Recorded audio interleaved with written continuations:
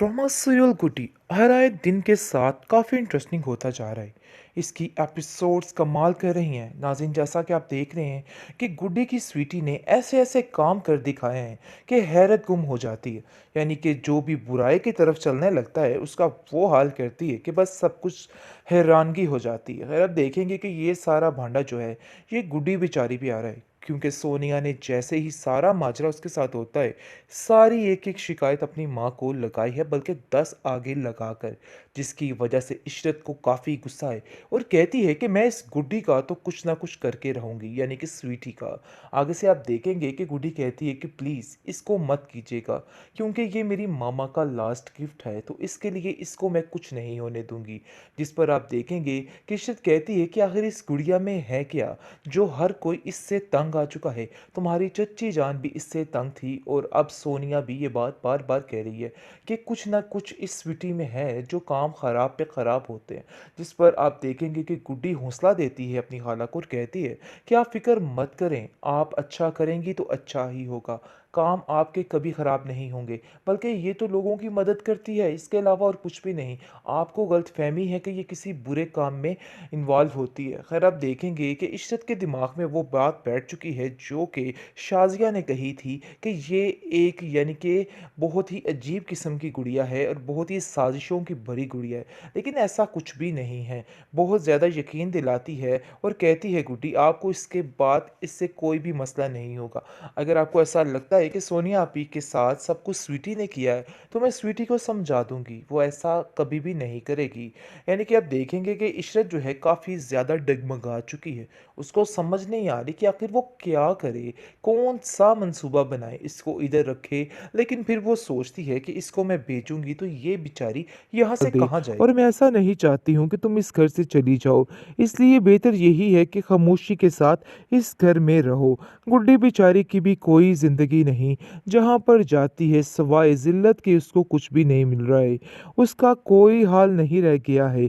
इसलिए तो स्वीटी हर चीज़ में उसका साथ देती है और ऐसे करती है जो भी उसके खिलाफ होता है उसका बुरा हश्र कर देती है। दूसरी तरफ औरंगज़ेब काफ़ी परेशान है, क्योंकि वो एक किस्म का भिखारी बनने को आ गया है। वो कह रहा है बार बार एक ही बात कि गुड्डी के जाने से हमारे घर की सारी बरकत ख़त्म हो गई है। लेकिन अब देखेंगे कि इस चालाक ख़ानदान यानी कि जो औरत चालाकी जहन की है, शाज़िया, इसके दिमाग में नए से नए आइडिया आते रहते हैं। अब फिर इसको जहांगीर याद आ गया है और कहती है कि उससे कुछ पैसे लेके हम कारोबार शुरू कर लेते हैं। यानी कि हर रोज़ एक नया आइडिया इसके दिमाग में आ जाता है। जिस पर औरंगज़ेब कहता है कि जितनी आसानी से तुम ये सारी बातें कर रही हो ना, इसको करना बहुत मुश्किल है। इसलिए बेहतर यही है कि तुम अपने दिमाग को दुरुस्त रखो। तुम्हारी वजह से ही आज सब कुछ हुआ है। दोनों एक दूसरे के सारे राज जानते हैं, इसलिए खामोशी से एक दूसरे को बर्दाश्त कर रहे हैं। क्योंकि शाज़िया भी अब काम कर कर के निढाल हो चुकी है, उसको भी कुछ समझ नहीं आ रही कि वो क्या करे। ना इधर की रही ना उधर की रही, क्योंकि अब शाजिया थक चुकी है और कहती है अरे भाई मैं क्या करूं, मुझे तो खुद कुछ समझ नहीं आ रही है। आखिर उस लड़की का इतना तो फायदा था, घर के सारे काम कर देती थी, लेकिन अब मैं मुझसे ये काम नहीं होते। इस पर औरंगजेब उस पर चिल्लाता है और कहता है कि यहाँ पर भूख के लाले पड़े हुए हैं और तुम्हें अपनी काम की टेंशन पड़ी हुई है। गुड्डी अब वापस नहीं आ सकती, इशरत किसी भी तरह से उसको वापस नहीं आने देगी।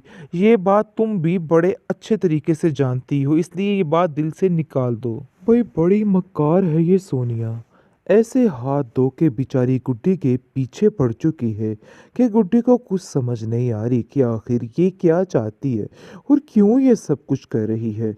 अरे भाई, वो कर कर के इन लोगों का थक गई, पकोड़े बना बना के थक गई, लेकिन ये लोग नहीं सुधरे।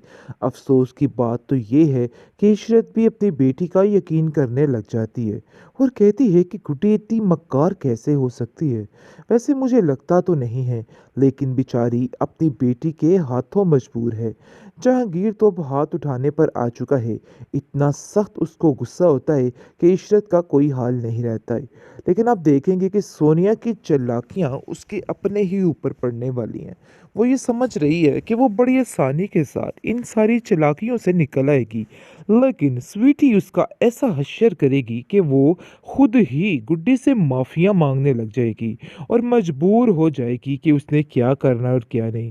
और अब देखेंगे कि इशरत कहती है, मुझे यकीन ही नहीं आ रहा कि आखिर गुड्डी तुम इस तरह कितने बड़े बड़े झूठ कैसे बोल सकती हो। मैं तुम्हारा क्या करूं? मैं तुम्हारा सबके सामने साथ देती हूँ, इसका मतलब ये नहीं है कि तुम इस तरह की हरकतें शुरू कर दो। तुम अपने आप को ठीक करो। इस पर हमजा गुड्डी को कहता है कि मैं खुद डर से इस बारे में नहीं बोल पाता हूँ।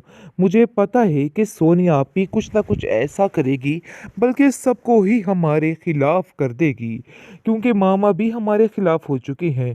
लेकिन बहुत जल्द आप देखेंगे कि खुद हमजा इस बात की गवाही देगा कि हाँ, मैंने अपने कानों से कई दफ़ा सुना है इस सोनिया को किसी से बातें करते हुए। खैर अब देखेंगे कि गुड्डी जो है वो काफ़ी परेशान हो चुकी है, क्योंकि इशरत खाला ने उसको कह दिया है कि तुम्हें बिल्कुल खामोश रहना है। कोई भी ऐसी बात नहीं करनी जिसकी वजह से जहांगीर तुम्हें इस घर से निकाल दे, और मैं ऐसा नहीं चाहती हूँ कि तुम इस घर से चली जाओ।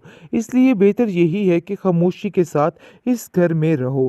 गुड्डी बेचारी की भी कोई ज़िंदगी नहीं, जहाँ पर जाती है सिवाय ज़िल्लत के उसको कुछ भी नहीं मिल रहा है। उसका कोई हाल नहीं रह गया है, इसलिए तो स्वीटी हर चीज़ में उसका साथ देती है और ऐसे करती है, जो भी उसके खिलाफ होता है उसका बुरा हश्र कर देती है। दूसरी तरफ औरंगज़ेब काफ़ी परेशान है, क्योंकि वो एक किस्म का भिखारी बनने को आ गया है। वो कह रहा है बार बार एक ही बात कि गुड्डी के जाने से हमारे घर की सारी बरकत ख़त्म हो गई है। लेकिन अब देखेंगे कि इस चालाक ख़ानदान, यानी कि जो औरत चालाकी ज़हन की है, शाज़िया, इसके दिमाग में नए से नए आइडिया आते रहते हैं। अब फिर इसको जहांगीर याद आ गया है और कहती है कि उससे कुछ पैसे लेके हम कारोबार शुरू कर लेते हैं। यानी कि हर रोज़ एक नया आइडिया इसके दिमाग में आ जाता है, जिस पर औरंगज़ेब कहता है कि जितनी आसानी से तुम ये सारी बातें कर रही हो ना, इसको करना बहुत मुश्किल है। इसलिए बेहतर यही है कि तुम अपने दिमाग को दुरुस्त रखो। तुम्हारी वजह से ही आज सब कुछ हुआ है। दोनों एक दूसरे के सारे राज जानते हैं, इसलिए खामोशी से एक दूसरे को बर्दाश्त कर रहे हैं, क्योंकि शाज़िया भी अब काम कर कर के निढाल हो चुकी है। उसको भी कुछ समझ नहीं आ रही कि वो क्या करे। ना इधर की रही ना उधर की रही, क्योंकि अब शाज़िया थक चुकी है और कहती है, अरे भाई मैं क्या करूं, मुझे तो खुद कुछ समझ नहीं आ रही है। आखिर उस लड़की का इतना तो फ़ायदा था, घर के सारे काम कर देती थी, लेकिन अब मैं मुझसे ये काम नहीं होते। इस पर औरंगज़ेब उस पर चिल्लाता है और कहता है कि यहाँ पर भूख के लाले पड़े हुए हैं और तुम्हें अपनी काम की टेंशन पड़ी हुई है। गुड्डी अब वापस नहीं आ सकती। इशरत किसी भी तरह से उसको वापस नहीं आने देगी। ये बात तुम भी बड़े अच्छे तरीके से जानती